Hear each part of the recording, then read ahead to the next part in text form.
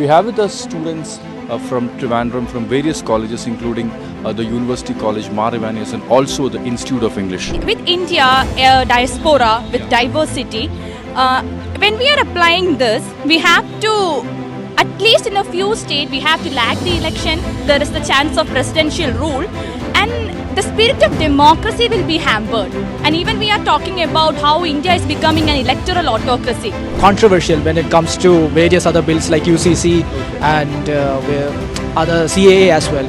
So you have these kind of background from central government, and you have here this one nation, one election bill as well. We have with us students from Trivandrum from various colleges including the University College, Marivanias and also the Institute of English. How do you look at this? Obviously, this is a very good aspect considering it in a very theoretical way, right. But we have to consider whether it is an utopian aspect, whether there is a practical efficiency to this.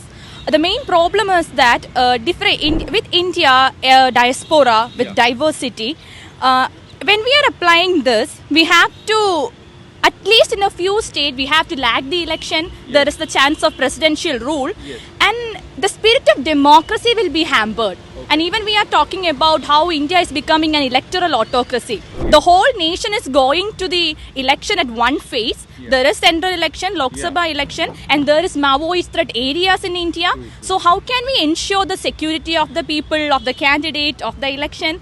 And along with that, we always talk about these waves in Indian politics, especially during the times of election. So it can literally manipulate the voters. At the same time, a synchronized wave can manipulate the entire voters, and how we have to think about how it will influence certain parties. How do you look at this one nation, one election that's been put forward by the central government? This policy looks very good on papers, but when it comes to the practical level, it has many faults. Primarily, as my friend said, this policy is introduced by saying that we have to reduce the cost for elections. But at the same time, we have to look at the federal spirit as well.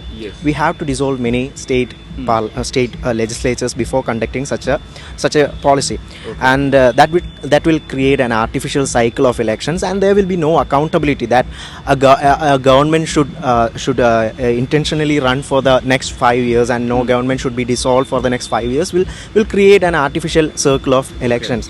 So also when the state and national elections are conducted at the same time, there's an added advantage to the national parties, and regional parties will be at a disadvantage. How do you look at this? So when we consider this stopping from a theoretical aspect, I would like to support the government policy regarding one nation, one election. But when we come to the practical side, I think that it will have much more difficulties. So when we consider the constitutional side, we need to have constitutional amendments regarding the articles like 82, 83 and 172, and all these articles should be amended. So it will lead to further difficulties. And so when we consider to the practical implications, we need to have more VVPATs, more EVMs, and all these things should be provided by the government. How do you look into this aspect of one nation, one election that's been put forward? See, unlike others, I'm really looking forward to how they're actually implementing it, because the central government that we have right now is really controversial when it comes to various other bills like UCC and other CAA as well. So you have these kind of background from central government, and you have here this one nation, one election bill as well. India in suspense over much awaited one nation, one poll. The Ministry of Law and Justice announced an 8-member committee to examine holding simultaneous election for states and country in 2 phases. The committee will be headed by former President Ramnath Kovind, Union Minister Amit Shah and several other opposition leaders. My name is Srishti Sabarwal with camera person Shubham, the New Indian. For such fine news breaks and video features from ground on your mobile phones, don't forget to subscribe to our channel, The New Indian, by clicking on the bell icon. Also, follow us on the social media handles on Instagram, Twitter, Facebook and Cool.